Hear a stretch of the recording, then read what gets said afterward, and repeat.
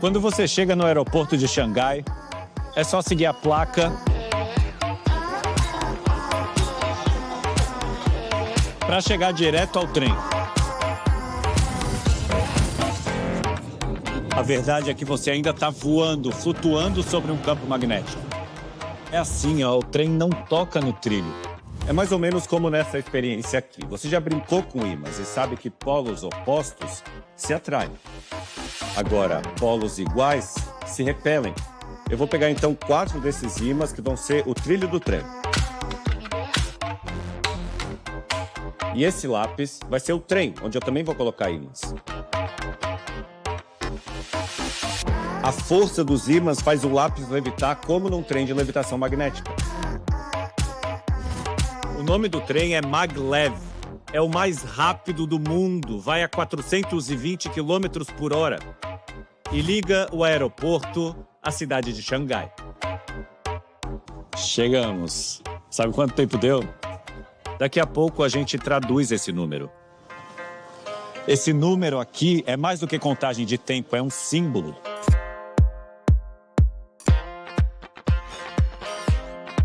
Um símbolo de como a China foi da pobreza à modernidade em poucas décadas e passou a fazer inveja do outro lado do mundo. Porque durante esse tempo todo, Nova York foi esse símbolo, a central de controle do capitalismo mundial. Mas a China construiu algo que ainda não existia, sua própria forma de capitalismo, seu próprio jeito de governar. O que deixou o Ocidente coçando o queixo e até ousando testar os limites dos seus bens mais preciosos, a democracia e a liberdade.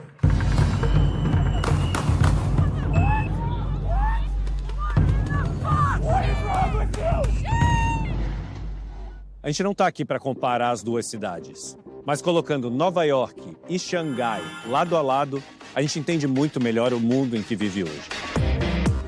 Esse é o primeiro episódio de uma série em 2 países. De um lado, Estados Unidos. De outro, a China. A disputa do nosso século. Para dizer quem estabelece os padrões agora para o futuro da humanidade. Essa é Entre Dois Mundos.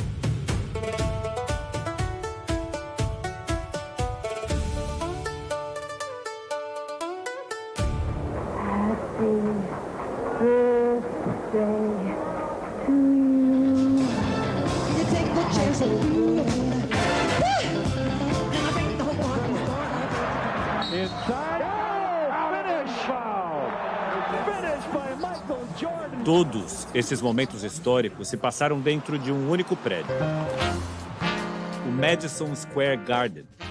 Uma arena brutalista que ocupa um quarteirão inteiro no coração de Manhattan. Pronta para as câmeras de televisão, que espalhavam esses momentos para todos os cantos do planeta.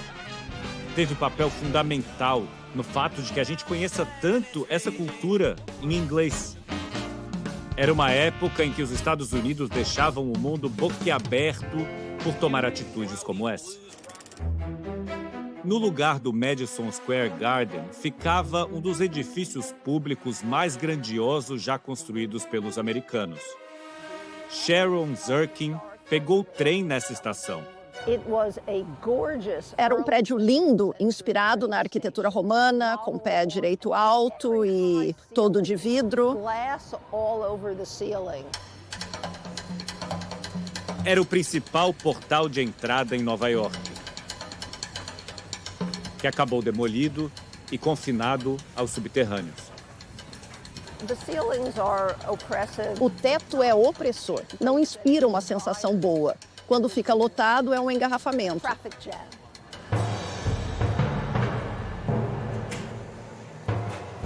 Continua sendo a vitrine da cidade, mas uma vitrine de um lugar que falha em dar dignidade para todos. A fortuna dos bilionários americanos cresceu 70% desde que a pandemia do coronavírus estourou. Os 1% mais ricos têm tanta riqueza quanto os 90% mais pobres juntos. E hoje em dia o que não presta para alguns pode ser a necessidade básica de outros. Demorou quase 70 anos desde que aquela antiga estação foi destruída para alguém desenvolver nova infraestrutura para os trens. A ideia foi a seguinte: atravessar a rua até a antiga estação de Correios da cidade, que acabou passando por uma reforma. Para quem mora em Nova York, entrar nessa estação pela primeira vez foi quase um respiro de alívio, porque ela devolve dignidade e luz natural para quem viaja de trem. E também reacendeu a esperança da renovação da infraestrutura pública da cidade. Essa foi uma das maiores obras do transporte público por aqui do século XXI. Mas desde a concepção até a entrega foi uma espera de quase 30 anos. E é daqui, do mais movimentado hub de transporte do hemisfério ocidental, que a gente começa a nossa viagem até a China. Porque aqui os trens que vêm de longe se conectam a uma rede subterrânea que se espalha como um grande leque pela cidade símbolo dos Estados Unidos. A gente vai sair daqui da estação de trem e vai até o aeroporto de metrô. Eu vou começar um cronômetro aqui para ver quanto tempo a gente leva. O metrô de Nova York é de 1904. É o único lugar nos Estados Unidos que realmente tem um sistema de transporte público que funciona. Você consegue chegar onde precisa quando quiser, 24 horas por dia.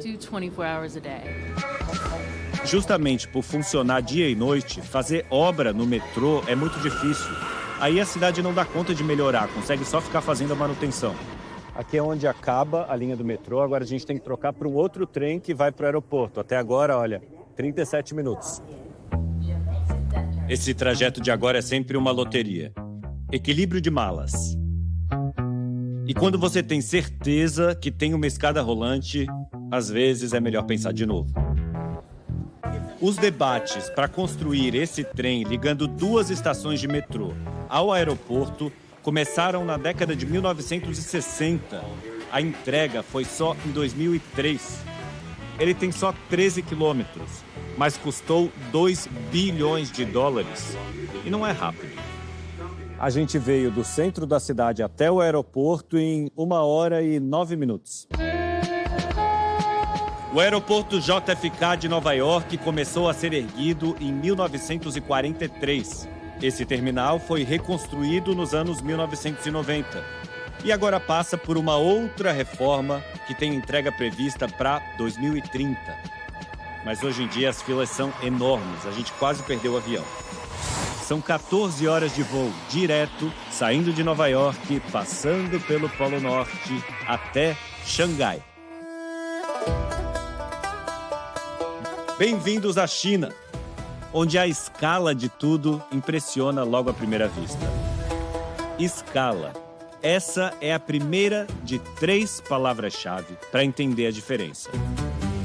Enquanto nos Estados Unidos cada projeto é orçado como se fosse o primeiro, na China, aeroportos enormes como esse são feitos iguais pelo país inteiro.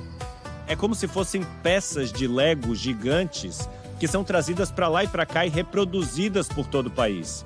Por isso que dá para construir um aeroporto desse em 2 anos, por 7 bilhões de dólares.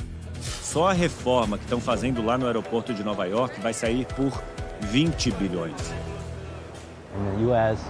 Os Estados Unidos têm várias maneiras de definir o padrão da mão de obra, mas aqui na China é diferente. O custo da matéria-prima também é muito importante. Então, por causa da escala, fica muito mais barato construir por unidade. O professor Shen Guan é especialista em infraestrutura urbana da Universidade de Nova York, em Xangai. O melhor exemplo para isso que ele acabou de explicar é aquele trem de levitação que a gente mostrou lá no começo. O mais rápido do mundo. Ele tem o dobro da extensão do trem que leva ao aeroporto de Nova York. Mas ficou pronto em 3 anos e custou a metade. Agora sim, sabe quanto tempo ele levou do aeroporto de Xangai até a cidade? 7 minutos e 12 segundos. Velocidade. Essa é a segunda palavra-chave. Se você faz uma obra em velocidade a jato, você gasta menos. Todo mundo que fez uma reforma sabe que atraso custa dinheiro. A China quer deixar esse sistema explícito quando mostra os números da economia e o tempo que se leva para chegar do aeroporto. Mas o trem não vai para o centro da cidade. Para fazer uma comparação justa, vamos pegar o metrô até a estação central. O metrô de Xangai abriu 90 anos depois do de Nova York, mas já tem o dobro do tamanho. Enquanto fazer 1 quilômetro de trilho aqui custa uma média de 220 milhões de dólares, em Nova York as últimas obras passaram de 1 bilhão por quilômetro. Xangai também já ultrapassou Nova York em quantidade de estações. É a terceira palavra-chave: planejamento. Como é o mesmo partido no poder há quase 80 anos na China, eles conseguem planejar e executar a obra com o mesmo partido no poder. Enquanto em democracias, principalmente as que estão polarizadas agora, a gente vê um monte de político que começa a obra e não termina. E aí o próximo não quer nem encostar.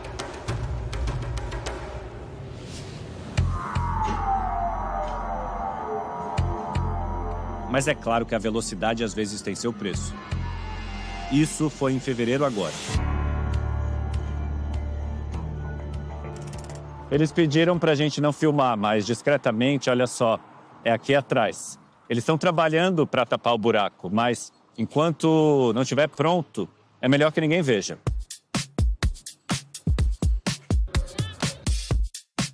Em 37 minutos, chegamos à estação central de trem. A estação central de Xangai ficou pronta em 3 anos e custou 300 milhões de dólares, contra 1 bilhão e 600 milhões daquela nova entrada que a gente mostrou na Penn Station em Nova York. Apesar de a de Xangai ter mais do que o dobro do tamanho. Daqui saem trens para 300 cidades da China, sobre o mais amplo sistema de trilhos de trens rápidos do mundo.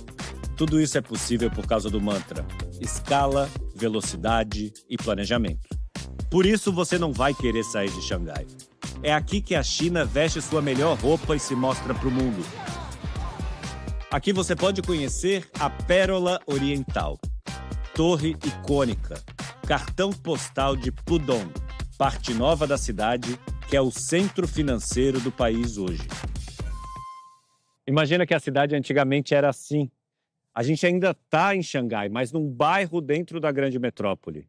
Mas agora imagina viver por aqui e ver esses canais transformados em avenidas imensas e essas casinhas baixinhas em grandes arranha-céus em poucas décadas. Xangai tem templos históricos e dos jardins mais bonitos do mundo. Mas não dá para separar os guindastes da paisagem geral. De cara, você consegue ver que uma quadra antiga, em meio aos arranha-céus, tem que entender que a hora dela vai chegar. Quando o governo decide que aquela quadra é a próxima a ser demolida, comunica à população toda. A senhora Wang mora com o filho, Lawrence, que cuida dela. Eles moravam perto do centro e foram realocados para uma urbanização nova a 1h30 da antiga casa deles.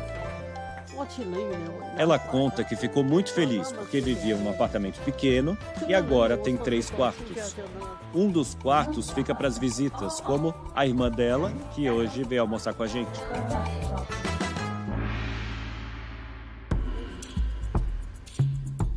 O Lawrence preparou um banquete à moda de Xangai.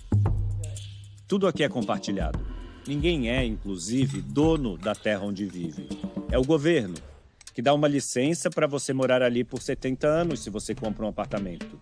E se o planejamento central precisar do terreno para construir, por exemplo, uma zona comercial, você tem 2 opções. Ou pega uma indenização, ou troca seu apartamento por outro. O Lawrence diz que a maioria das pessoas de Xangai quer ser realocada porque os apartamentos novos são mais modernos, mas reconhece que tem gente que não quer. Acontece com algumas pessoas mais velhas, que moram no mesmo lugar desde a infância, com vizinhos antigos, amigos e parentes por perto. Se você muda para um lugar novo, essas relações se rompem.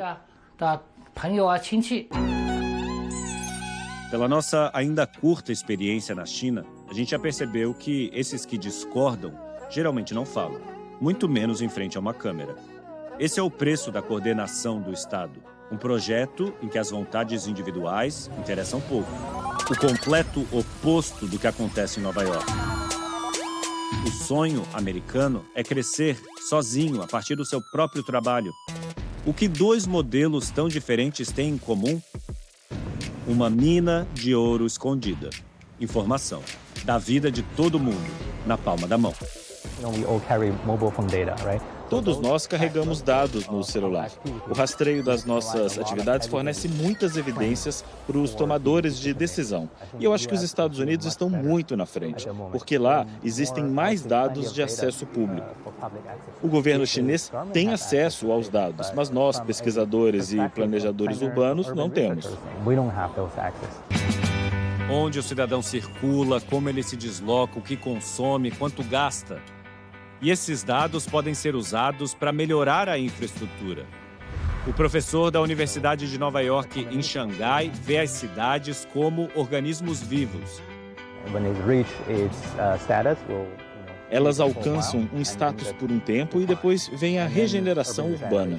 Assim como Nova York e São Paulo, Xangai também vai precisar atualizar a infraestrutura. Nova York está enfrentando esse problema. Precisa de atualização em 5 anos, mas pode levar 50. Para Sharon Zirkin, que estuda a infraestrutura urbana há décadas, o desafio das cidades americanas pode estar em outras 3 palavras.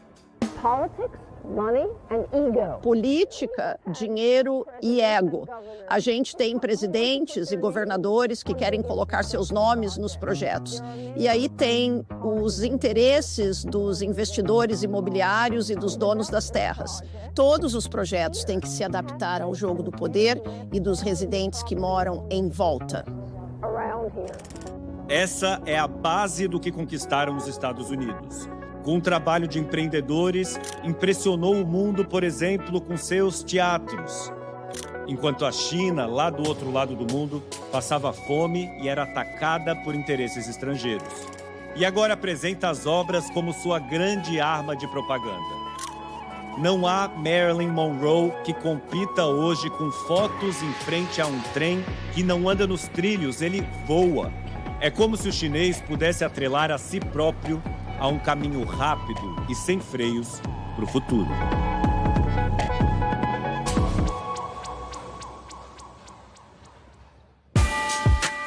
No próximo episódio, o que voa é o hortifruti, mas uma guerra de tarifas ameaça azedar o prato.